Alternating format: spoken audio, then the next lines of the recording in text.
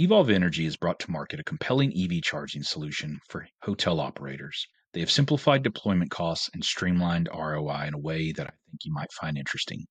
Let's get into it.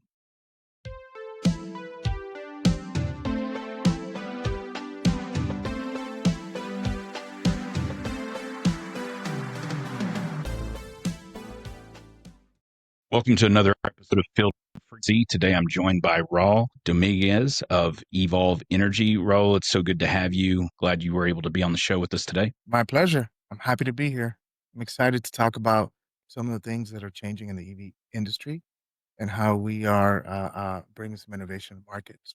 I'm thrilled. Yeah, well, we are some fellow Rivian alumni together, so we've got that commonality in that as far as in our background. But I would like to maybe share your background before we get started into what you're doing in the industry today. Oh, yeah. I'll go through it as fast as possible. I was a civil engineer in transportation for 10 years. I did consulting, I did public sector work. I got pretty far along in my career, and eventually I just got bored of it. And I've always been an innovator at heart, and I try to push the envelope as far as I can in public sector and in transportation. But you can only go so far in civil. So I decided to start applying for tech jobs. This happened around the pandemic when everybody got to reevaluate their career choices, sitting at home. And I landed a position at Rivian. I was the first Rivian Adventure Network project manager hired in the Southeast. And it was really cool to immerse myself in an innovative culture where everybody was hardworking, where everybody was a Class A player. And it's what I had been craving for my whole career. And it wasn't until I got to Rivian that I saw what that experience was like. And I believe you and I were there prior to the IPO. So it was actually pretty exciting times to watch that whole transition happen. After Rivian, did a short few months in the defense space doing EV charging for the military. And I didn't feel like that environment was the right place for me. So I quit.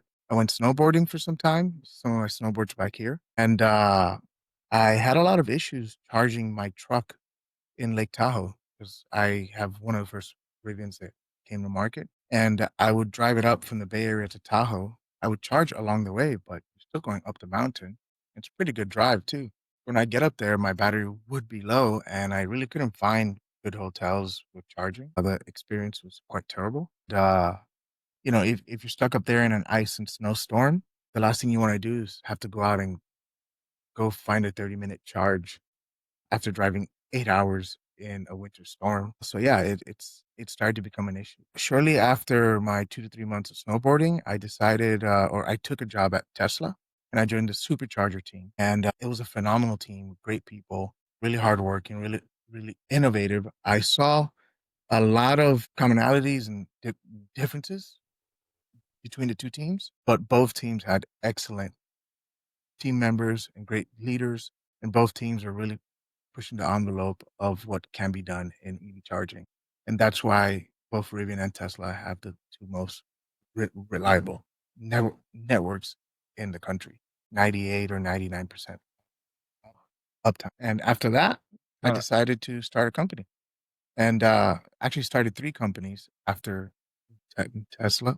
And this would be the third one. They were all focused on charging and hotels and how travelers charge when they're on the road and staying overnight. The first one was more of a private equity type of business with a lot of real estate, and the ROI on that was slower. Decided to stop focusing on that and focus on the technology that was missing to really enable charging at hotels. And I started working on load management, was a little bit of hardware, and we decided to end that and focus exclusively on the integrations and a smart outlet platform, which basically brings everything together into one. That's where we're at today. So you've just come out of stealth mode, name of your company you founded, targeting this specific sector is Evolve Energy. EV charging at a hotel obviously isn't just an amenity. It's for some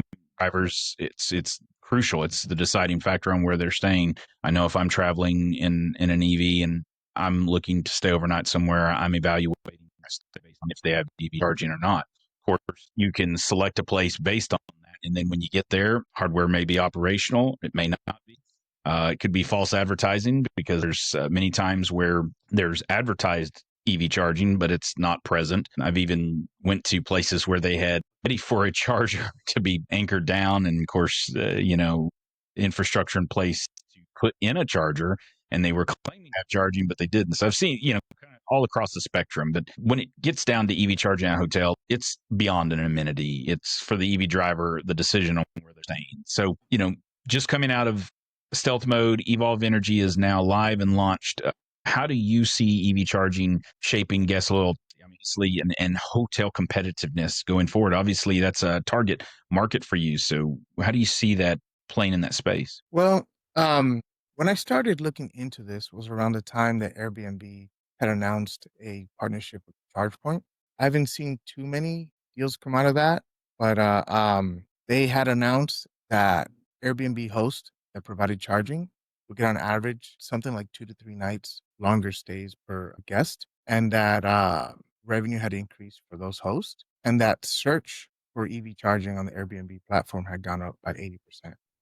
So that data alone was enough to come to terms with the fact that travelers are looking for charging.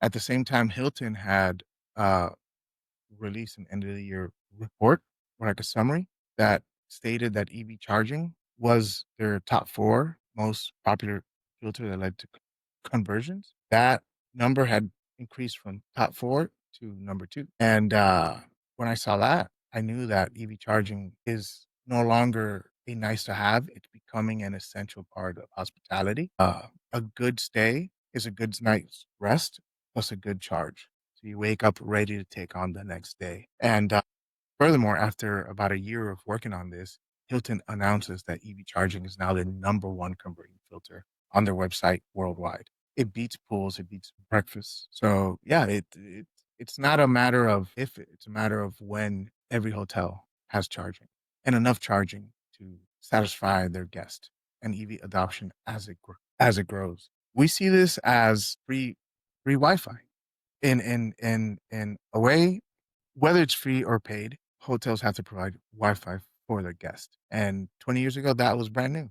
Now it's everywhere. When you look at brands like investing in EV charging and acknowledging conversion rates, acknowledging the value that having that at the properties brings, that should be enough for even the local hoteler or the GP. I think they're called GPOs, group purchasing organizations, or the combined organizational structure of different independent owners and operators of hotels. So that you have major brands obviously highlighting that it is a valuable amenity. It's a maybe value option for the properties, and they're facing obviously competing priorities when it comes to capital projects.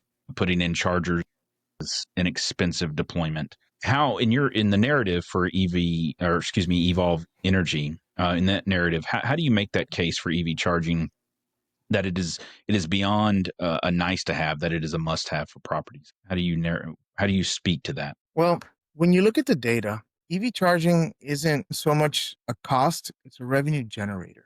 It pays for itself. And that's really the argument and like the case for it. It's when a property owner or an operator or portfolio owner sits down and they look at the actual numbers, it works out when they're using the right solutions. If they're paying $6,000 a parking stall for level two charging, the ROI on that is a few years out, uh, depending on where they're at. But if they use something like what we're building, which is a smart outlet, their ROI could be as quick as 6 months, a year, at most two. It depends because cost of capital expenditure projects is highly contingent on the construction cost, the labor cost in like an area, how far the parking spots are from a utility room, so how far do you have to run to a conductor. There's different aspects that come into the cost, but that's primarily why we're focusing on bringing EV charging to parking stalls at hotels at a fraction of the cost, 3 times more. So the same dollar amount that a property owner could invest on 4 parking spots, they can now get 12 with us. And now you make 12 customers happy. You can bring in more guests. It's no longer a guessing game. And to be honest, when you look at what the market is doing, There are some players, Hilton, Aichi, like Marriott, they've recognized the need for this and they've partnered with good companies in this space to bring this to market or to bring it to their franchise owners. But at the scale at which they're moving is I don't believe is proactive enough.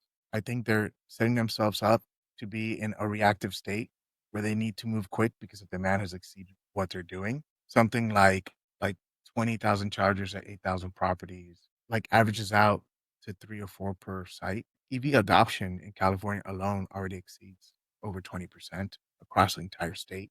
Here in Santa Clara County, you're looking at 43% of all new bins that were registered at the DMV were battery electric in 2024. EV mass adoption is happening. It's happening in California first. It's also happening in Texas. It's happening in like Florida. It's not a political thing. It's a consumer led thing. Consumers want better products. They're going to EVs because EVs promise that convenience. They have the technology, and well, they're just fun to drive. I mean, I enjoy driving my Tesla and my Rivian, so uh, I really don't see myself ever going back to a gas car, unless it's like a collectible. Then I give people credit. You know, hey, they got a nice collectible. They're tuning it up. They're fixing it up. That's a nice project. But for everyday use, an EV is really the only answer. Yeah. Well, as you were speaking there, you touched on some, you know, touched on ROI, you touched on differentiation. You just came out of stealth mode. That's a big milestone, and no doubt you've learned some lessons during your build phase that shaped your go to market strategy. And you've alluded to that in what's developed your go to market strategy, what shaped that, and it's the ROI, it's the deployment, it's the technology behind it. So with that in mind, walk us specifically through the Evolve Energy solution. What makes your approach compared to maybe other solutions? Yeah, I think I heard two questions there. So I'm gonna do my best to answer both of them. You asked about the lessons learned during the build stage and some of the differentiations between our approach and others. So I'll answer the first one. I foolishly made some mistakes that cost me some customers over the last year, and I've learned from that. And I guess as part of growing and learning, going through build, I went into this with a background and expertise in scouting, designing, and deploying charging. And I've done that, and I'm happy with what I've done. And now I want to focus on the technology, the hardware, and the software needed to really accommodate EV mass adoption. Talking to early clients, they'd ask me, "Do we handle everything?" And I would say, "No, no, no. We're just going to do the hardware and the software. I mean, you have to permit the job. You have to do this, but I can help you find an engineer. We can no longer do that." The moment I've answered that way, I've lost a client. They never call me back. They ghost me. It's game over. So from a business plan, we have to be able to provide a turnkey solution for our customers. They come to us because they want our outlets. They come to us because they want the hotel first mindset, the room key access, PMS integration. If they want the whole 9 yards, we have to give it to them. Now, if Evolve Energy is focused on the technology, what we're doing is we're finding good partners that can do the estimating, can do the planning, can do the engineering, the permitting, the coordination, the construction, installation, the commissioning, and the service. It's a full spectrum, including financing. We're also in the market now for a good financing partner that is interested in financing a cash flow positive, revenue generating asset at hotels. And hotels, they do bring in a good amount of revenue. So there is no doubt that financing this type of amenity for a property these loans won't be defaulting.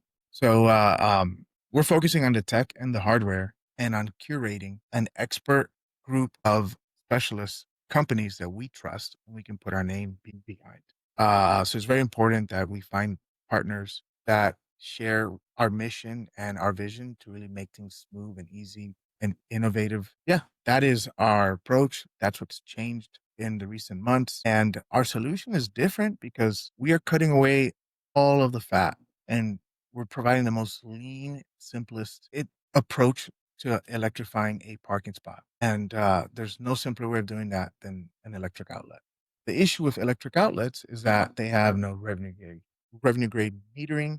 They have no access control, no load management. So how can we bring intelligence to an outlet? We just bundle it with a logic system that is cutting edge, top of the line. There probably isn't a level 2 charging device in North America that's going to have the compute power and the ability to do what we can do, which is machine learning from customer behavior and edge computing at a level that far exceeds what a charger should be doing. But we're planning for the future. We're planning for autonomous vehicles. We're planning for EV mass adoption and putting just a little bit of effort right now into the hardware to future proof it. It's going to help us make it smarter the longer that our guests and our users and our business owners have it. Kind of like our Rivians, every couple of weeks they come out with a new over-the-air update that makes the car better. But that's what we envision for the hardware, and we don't want to be limited by processing power. So the choice between an MCU that's $3 or one that's 20 is an obvious one for us. We're not going to cut corners. And what's different is essentially there's no cables. There's no cables, there's no LCD screen, no credit card, payment terminals. It's very simple. Our idea is that you approach and you feel like you arrived in your garage at home. And then you go into your room. If you can avoid the check-in process, we'll do the check-in for you because we're integrated to the BMS. When you look at level 2 commercial options in the market today, they're all designed to stand out and call for attention. You know, hey, these are really tall posts with crazy arms. We have all these dangling cables, neon green or blue or EV only. That doesn't scale. That's designed for when EV charging is new and for when EV charging was new and for where EV charging is an outlier.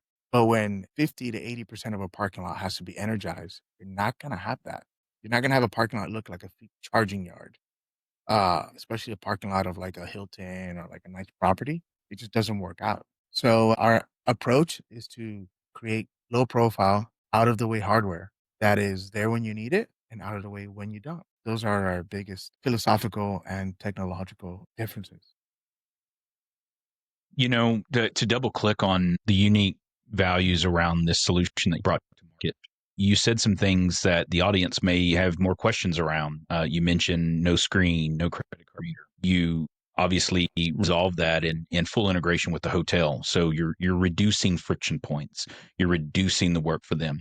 You also mentioned that it was a smart plug. So what that means is the solution to charging is not necessarily you pull up and you grab a plug and you plug it into the vehicle. This is you say a frictionless experience, but there is the need to plug in. Assuming that the don't want to get into much of the secret sauce, but you've got a smart plug on a smart plug device that's deployed, and then when it comes to the actual charging, whether the property has it or the driver brings it, especially if they're traveling, they're probably going to have it.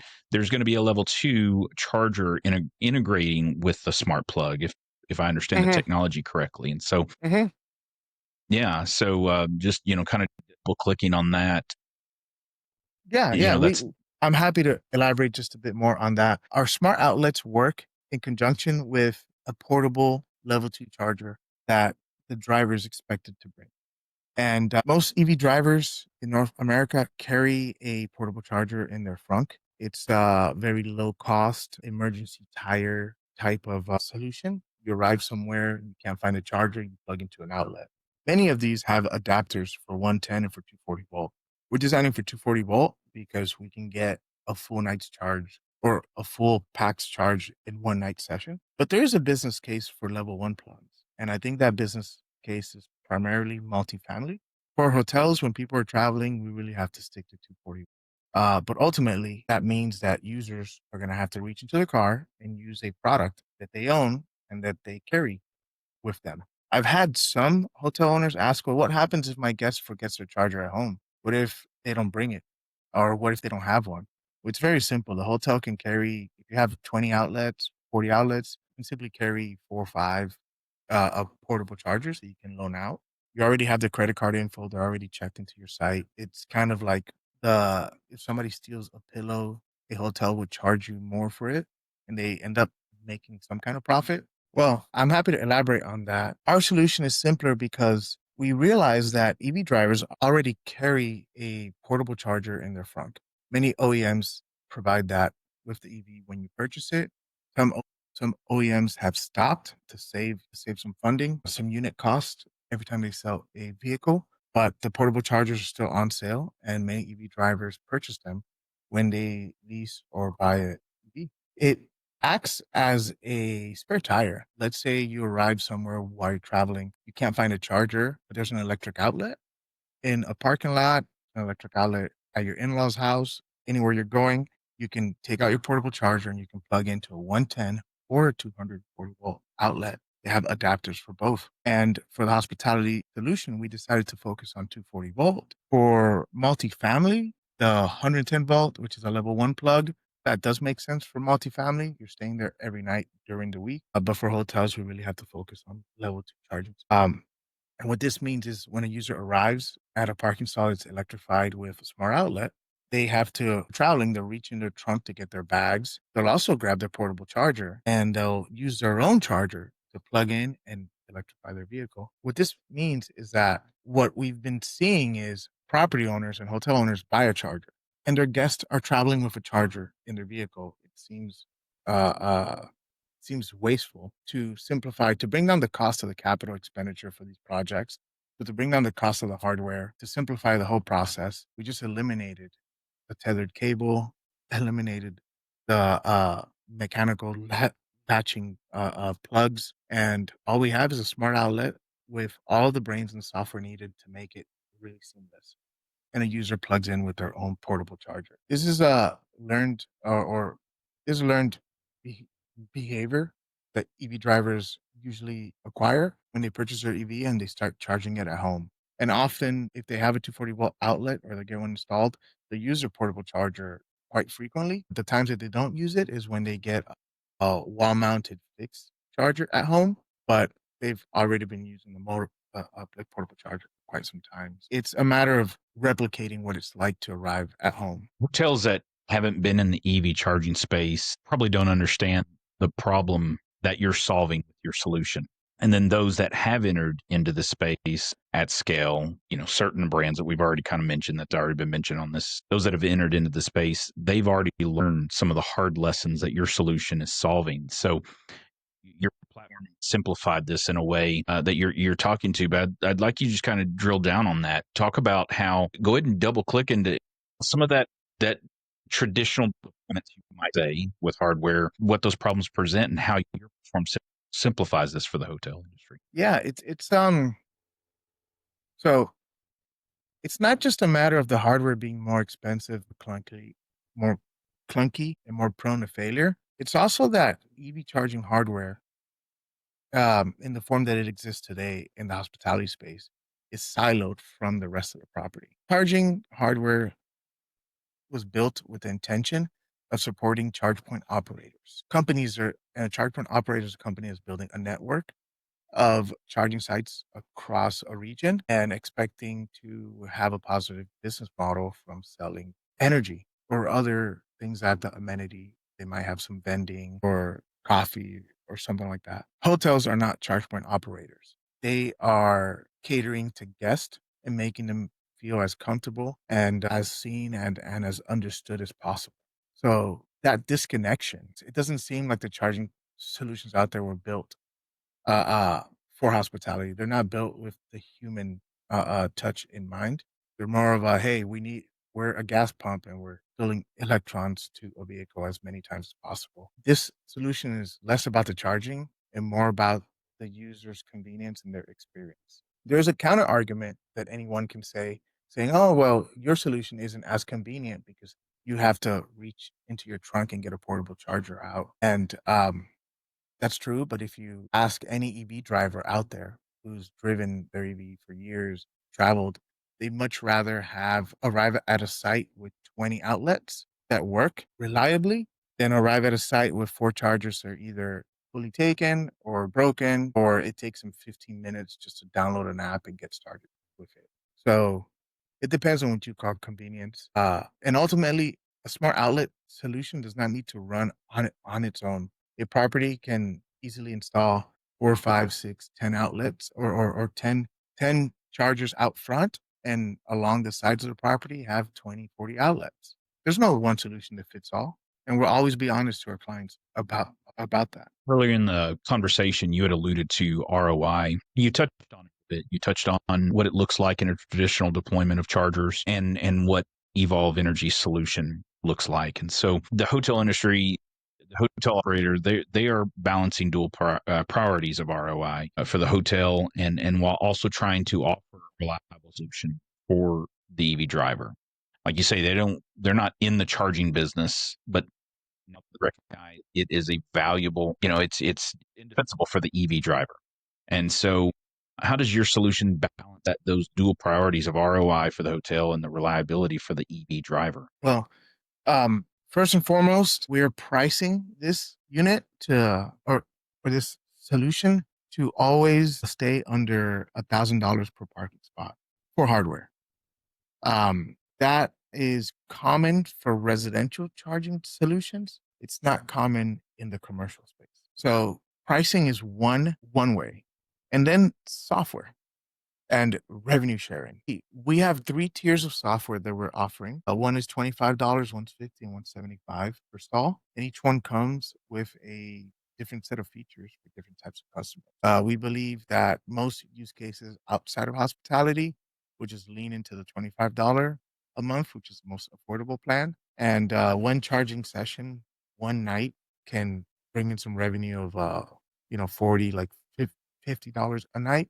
So it pays for itself. The software pays for itself if the charger gets used once. And that's our goal, to really make it cost attainable for small, medium, and large businesses. But we also have really advanced functionality that not every business will need, that is unlocked at those higher tiers. But those higher tiers come with lower revenue splits. So we're really considering the different types of clients and business owners. You have a business owner that sees a lot of EVs and they know that they're going to sell a lot of power. And that client may want to upgrade to a higher tier that removes any revenue sharing at all, because it'll pay for itself when they collect more of the energy dollars.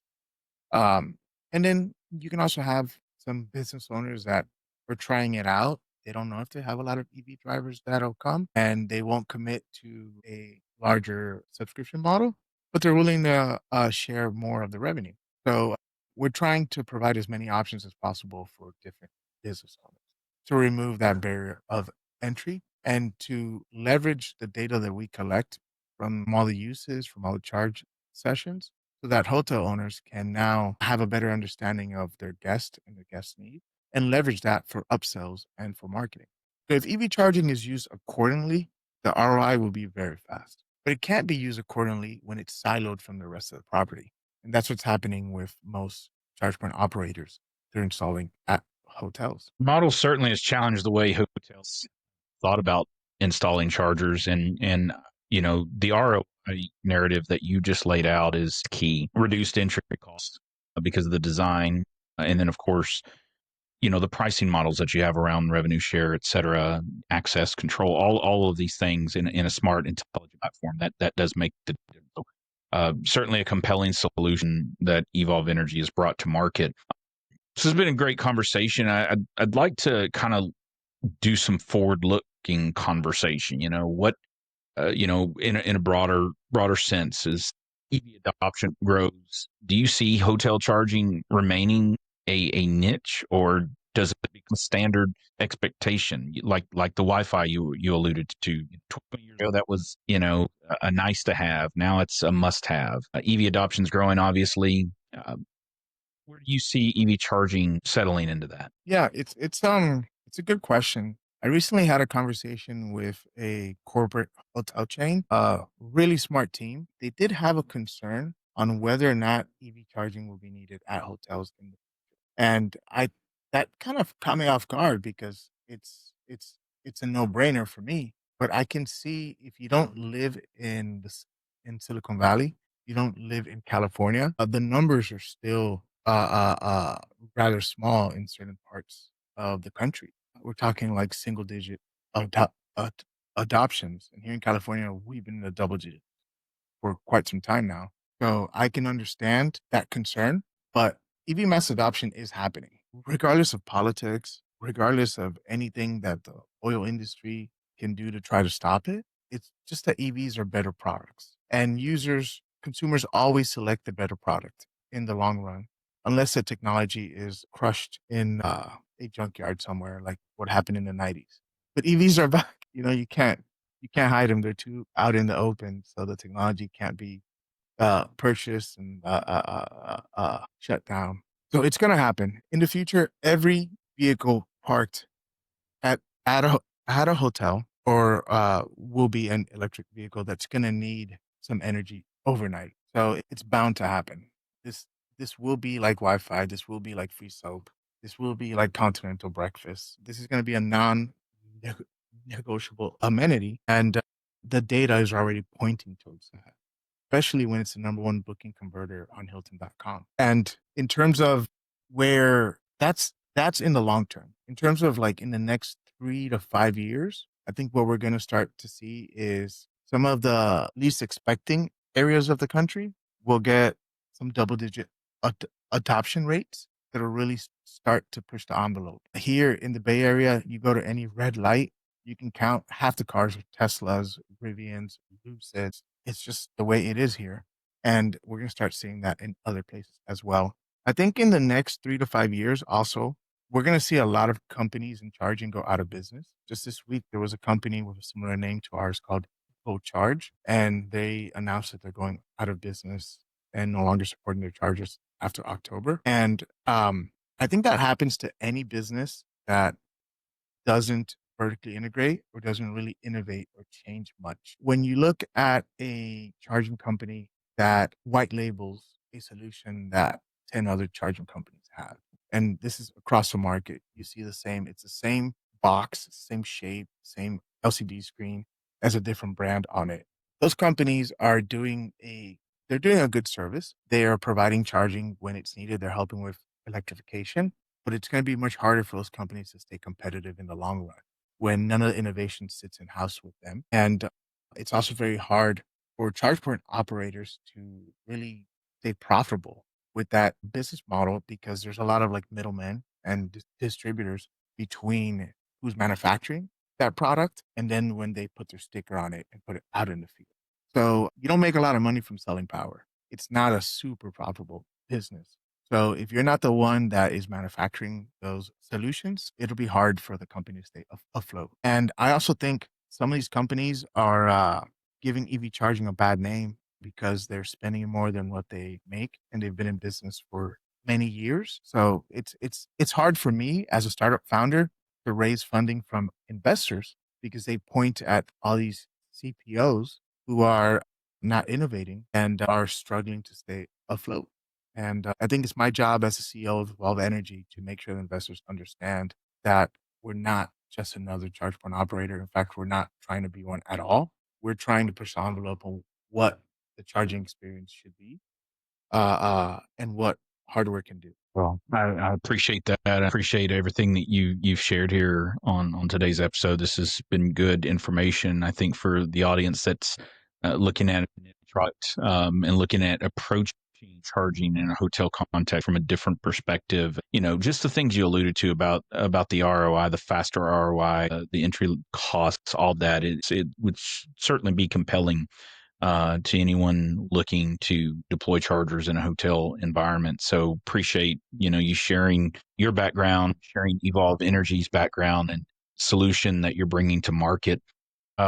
Appreciate you being on Field Frequency as well as we get ready to wrap up. Any closing thoughts, comments, anything you'd like to share? Yeah, well, as of right now, we came out of stealth 5 days ago, and we've received a lot of positive feedback from experts in the industry like yourself and several others. And I would like to thank the community, the industry experts, all for acknowledging the hard work that we've put into this and for acknowledging the like innovative nature of our approach and for asking hard questions. Always ask hard questions to help us, never be scared to ask hard questions because that helps us get better and that helps everybody in the industry build better solutions. And I also have a message for investors. Our pre-seed is is open.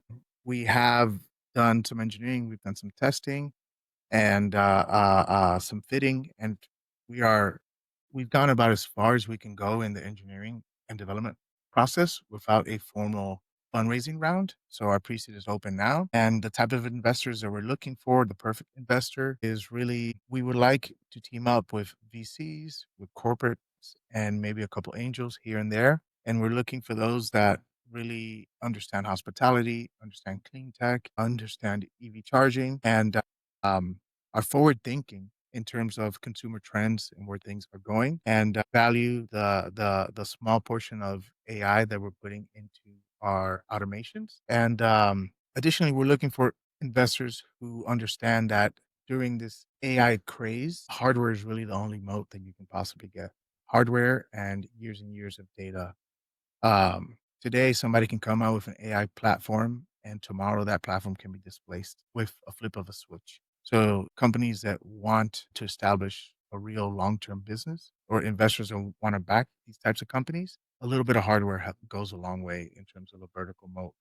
When you look at the hospitality sector, just look at Shift 4, look at Assa Abloy.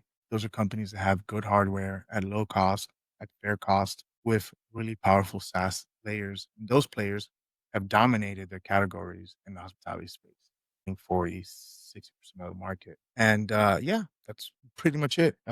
We would love to see some investors who value founders and can see the vision. And I'm not going to stop until this goes global. Thank you for being on Field Frequency, Raul. It was a pleasure to speak with you. Thank you.